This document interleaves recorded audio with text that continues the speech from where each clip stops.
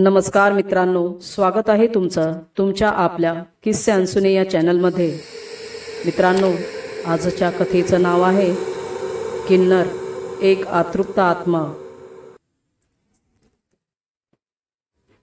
प्रणय जोशी यांचं कुटुंब 1 वर्षापूर्वीच अमेरिकेहून आपल्या भारतात म्हणजे मायदेशी परतले होते। जोशी काही वर्षापूर्वी अमेरिकेमध्ये स्थायिक झाले होते। त्यांचा इम्पोर्ट एक्सपोर्टचा व्यवसाय होता। मात्र मूळचे ब्राह्मण कुटुंबीय असल्या कारणाने यांना आपल्या मायद्वेषाची ओढ लागली होती आणि यांनी आपलं अमेरिकेतील व्यवसाय एकवटून भारतात येण्याचा निर्णय घेतला आणि हे जोशी कुटुंबीय आता मुंबईत राहावयास आले होते। प्रणव जोशी चांगले व्यावसायिक होते आणि त्यामुळे त्यांनी निरानंदानी कॉम्प्लेक्समध्ये छानसे 2 फ्लॅट्स घेतले होते। मात्र हे जोशी कुटुंबीय एका फ्लॅटमध्ये राहत होते आणि एक फ्लॅट त्यांना फार स्वस्तात भेटला होता। तो फ्लॅट त्यांनी बंदच ठेवला होता। तो फ्लॅट वापरात आणला नव्हता। हा फ्लॅट जोशी यांनी आपल्या मुलासाठीच घेऊन ठेवला होता। यांना पैशाची काही कमी नव्हती। प्रणव जोशी यांना एक मुलगा आकाश आणि एक मुलगी वर्षा आणि त्यांची पत्नी सुलोचनाबाई असं हे जोशी कुटुंबियांचं एकूण 4 सदस्य छोटा परिवार, सुखी परिवार असं काहीसं स्वरूप होतं। जोशी कुटुंबियांनी अमेरिकेतून मुंबईत आल्यावर प्रणव जोशी यांनी मुंबईतही आपला व्यवसाय सुरू केला होता आणि त्याला रिस्पॉन्सही छान मिळाला होता। आता त्यांची मुलंही मोठी होती। दोन्ही मुलांचं शिक्षण पूर्ण झालं होतं। आकाश आपल्या वडिलांना व्यवसायात मदत करीत होता। आकाश दिसायला फार देखणा आणि मजबूत शरीरयष्टीचा होता।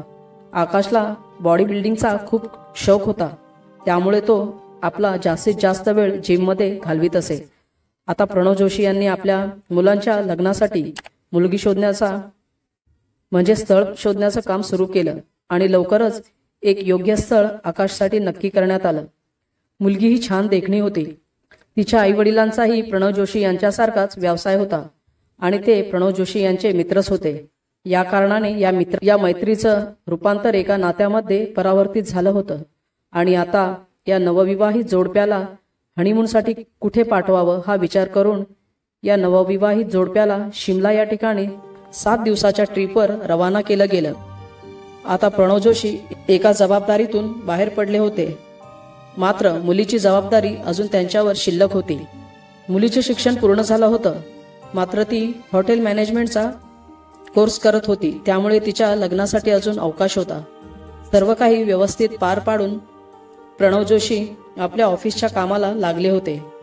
नुकतंच लग्न झालेला प्रणव यांचा मुलगा आकाश आणि सून रश्मी हनीमूनसाठी शिमला या ठिकाणी गेले होते, त्यामुळे सर्व काम प्रणव जोशी यांच्यावरच पडलं होतं। यांचा मुलगा आकाश त्यांच्या या कामामध्ये मदत करीत असे, मात्र तो यावेळेस नसल्या कारणाने कामाचा व्याप जरा वाढला होता। आता तो हनीमून होऊन परत येईल तेव्हाच थोडी उसंत मिळेल या विचाराने प्रणव जोशी आपलं काम कसं तरी पुढे ढकलत होते। आता आकाश आणि रश्मी हनीमूनवरून परत आले होते। प्रणव जोशी यांनी त्यांना आपला दुसरा फ्लॅट दोघांना राहावयास दिला। तसं हे नवविवाहित जोडपं त्या फ्लॅटमध्ये राहू लागलं। मात्र या फ्लॅटमध्ये राहावयास गेल्यापासून आकाशमध्ये भलताच बदल जाणवू लागला। आकाश भक्कम शरीरयष्टीचा मजबूत पुरुष, पण कोण जाणे त्याला काय झालं। तो अचानकपणे स्त्रियांसारखं बोलू लागला आणि बायकांसारखे हावभाव करून मुरडू लागला। आपल्या पतीमध्ये झालेला हा बदल पाहून रश्मी भलतीच वैतागली आणि काळजीतही पडली की याला अचानक काय झालं। रश्मीने ही गोष्ट आपले सासरे प्रणव जोशी यांच्या कानावर घातली। ती म्हणाली, बाबा बघा ना, आकाशला काय झालं। काल रात्रीपासूनच अचानक कसा वागू लागला आहे। स्त्रियांसारखे हावभाव करून बोलतो आहे, चालताना बायकासारखा चालतो आहे। हे ऐकल्यावर प्रणव जोशी यांना धक्काच बसला आणि ते ताबडतोब दुसऱ्या फ्लॅटमध्ये आकाशला भेटायला गेले। मात्र तिथे गेल्यावर त्यांनी जे पाहिलं, आकाश आरशासमोर बसून ओठांवर लिपस्टिक फिरवतो आहे। रश्मीचं सर्व मेकअपचं सामान घेऊन बसला आहे। प्रणव जोशी यांनी आकाशला दरडावले, आकाश काय करतो आहेस? वेड लागला आहे का तुला? हे बाईल चाळी का करतो आहेस? मूर्खा, आत्ताच्या आत्ता बंद कर हे सर्व। तसं आकाशने वडिलांकडे आधी थोडं रागावून पाहिलं नंतर तो बायकी हावभाव करून हसला आणि वडिलांच्या जवळ येत म्हणाला, ए साहब, कौन आकाश? मैं तो सलमा हूँ। मैं अपना मेकअप कर रही हूँ, तो क्यों मुझे रोक रहे हो? जाओ अपना काम करो और मुझे मेरा काम करने दो।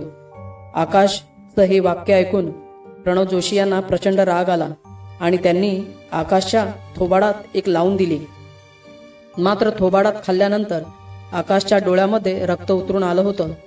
तो भयंकर संतापला होता आणि त्या संतापाच्या भरात त्याने प्रणव जोशी यांचा गळा दाबू लागला आणि म्हणू लागला, तेरी आदत अभी तक नहीं गई क्या? पहले भी मुझे रोकता था, अभी भी रोक रहा है। कमबख्त, जान से मार डालूंगी। या दोघांच्या भांडणात मध्ये रश्मी पडली। कसंबसं आकाशला दूर केलं आणि प्रणव जोशी आणि त्यांची सून आधीच्या फ्लॅटमध्ये निघून आले। आता प्रणव जोशी चिंतेत पडले। सून रश्मीही विचारात पडली। 7 दिवसापूर्वी ज्या माणसासोबत आपण हनीमूनला गेलो तो पूर्ण पुरुष होता, मग आता एका रात्रीत असं काय घडलं जे आकाशमध्ये एवढं परिवर्तन झालं? हा प्रश्न तिला राहून राहून त्रास देत होता। प्रणव जोशी यांची पत्नी सुलोचनाबाई आणि मुलगी वर्षा यांना देखील ही गोष्ट धक्का देऊन गेली। आता आकाशला नेमकं काय झालं आहे हे पाहण्यासाठी एका मानसिक तज्ञ डॉक्टरांना फ्लॅटवर बोलवण्यात आलं आणि तिथे आकाश होता तिथे नेण्यात आलं। आकाश आता पूर्ण तयार होऊन सोफ्यावर बसला होता। त्याने रेशमाची साडी परिधान केली होती। कपाळावर कुंकू, ओठांवर डार्क लाल लिपस्टिक आणि तो पद्धतशीर डॉक्टरांसमोर डॉक्टर विचारतील त्या प्रश्नाचं उत्तर देत होता। डॉक्टर महालेने विचारलं, काय आकाश, अचानक स्टाईल बदललीस वाटतं?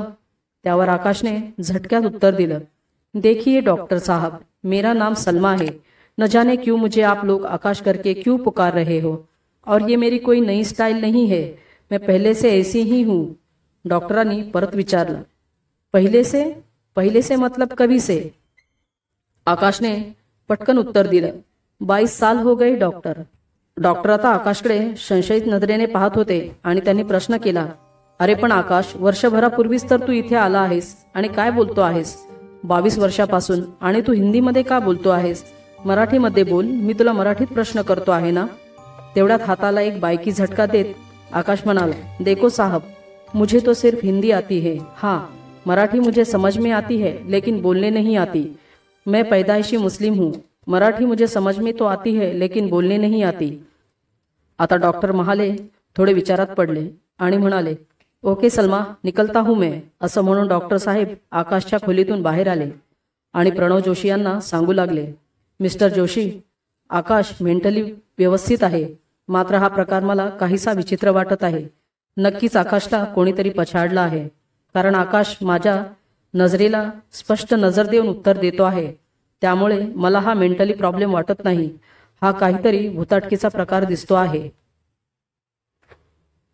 यामध्ये मी काही करू शकत नाही। आता प्रणव जोशी आणि त्यांची कुटुंब काळजीत पडलं। रश्मी तर रडायलाच लागली। तिच्या पतीसोबत हे काय घडलं?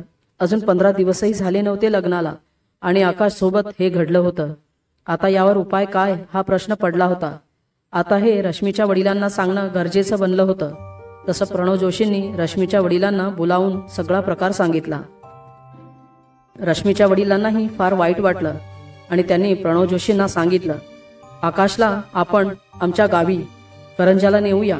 तिथे एक दत्त महाराजांचं मोठं स्थान आहे, तिथे नक्कीच आपल्याला जो प्रकार आहे तो कळेल। पण आकाशला आपण न्यायचं कसं? तो आपल्यासोबत येईल का? जोशींनी विचारलं। तसा रश्मीचे वडील म्हणाले, त्याला ही बाब कळून द्यायची नाही, नाहीतर तो यायचा नाही आपल्यासोबत।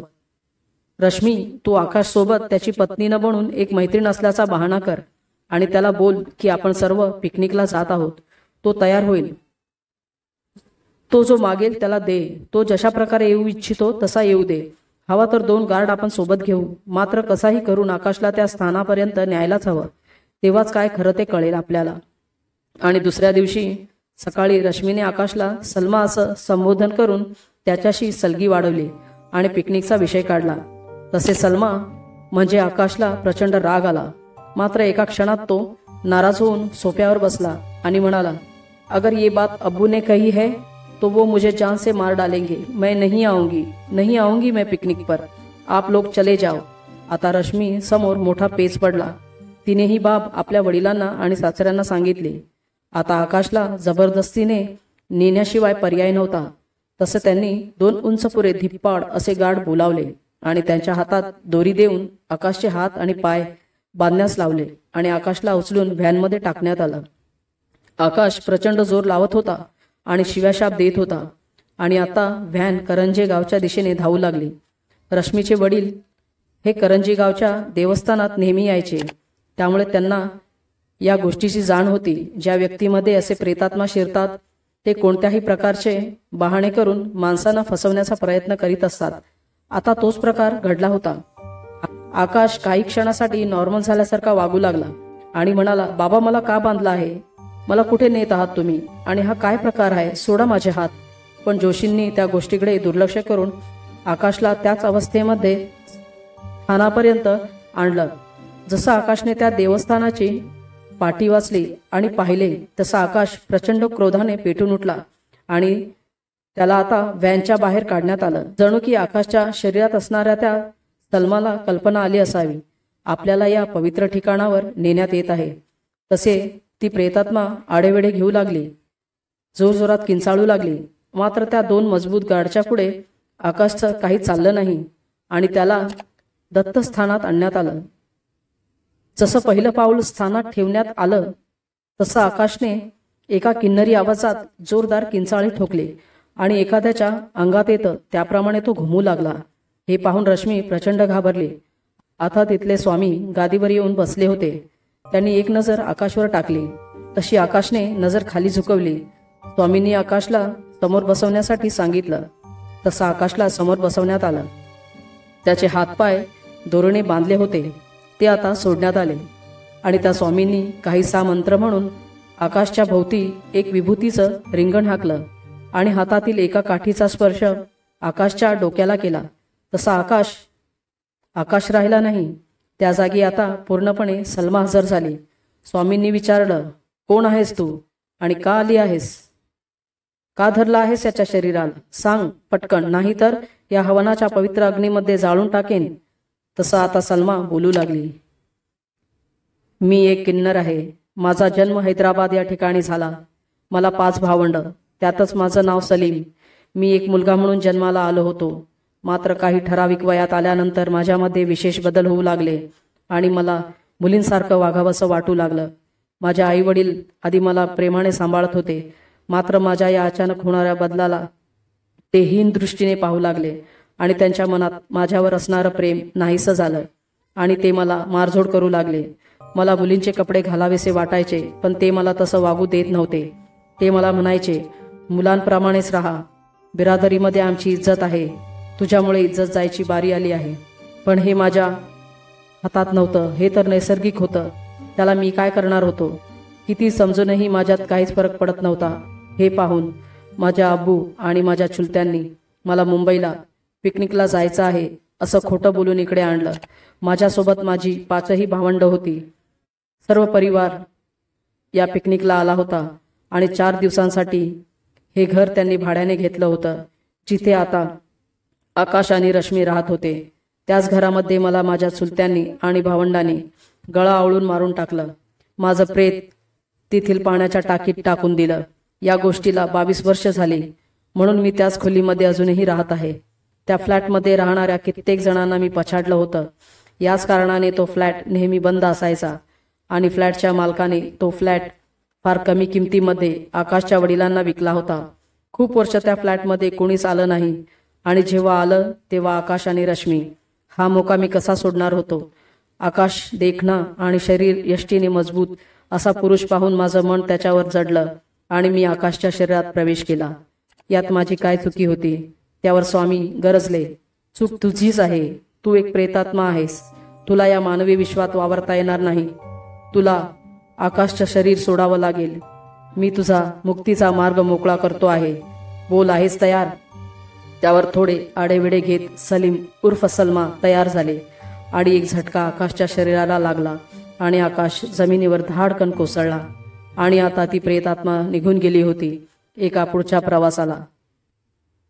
जोशी कुटुंब स्वामींचे आभार मानून आणि देवदर्शन करून सुखरूप आपल्या घरी परतले आणि आकाश आणि रश्मीच्या फ्लॅटची यथायोग्य वास्तुशांती करून घेतली गेली.